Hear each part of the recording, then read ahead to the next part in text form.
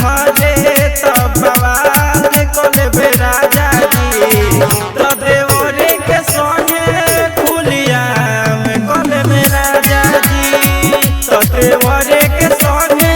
खुलिया में कोले में राजा जी राजा जी। देवरे के संगे खुलिया में कोले में राजा जी बारा बारी दास कोइनी अब ना बारी दास होई अगर बहारा से ना आइब तो सब देवरे के होई बारा बारी दास कोइनी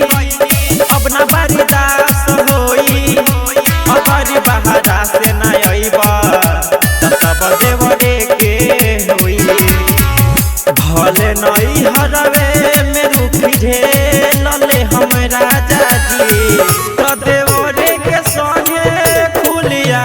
में कोले में राजा जी तो देवरे के संगे खुलिया में कोले में राजा जी।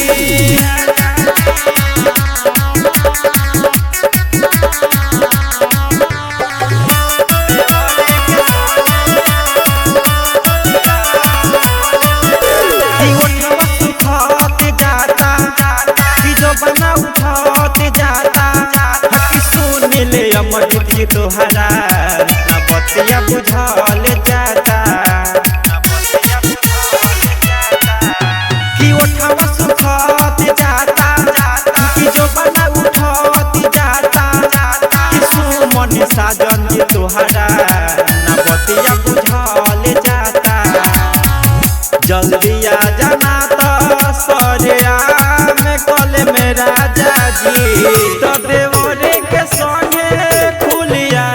में कोले में राजा जी तो देवरे के संगे खुलिया में कोले में राजा जी। पसंद रिकॉर्डिंग स्टूडियो खरझकिया।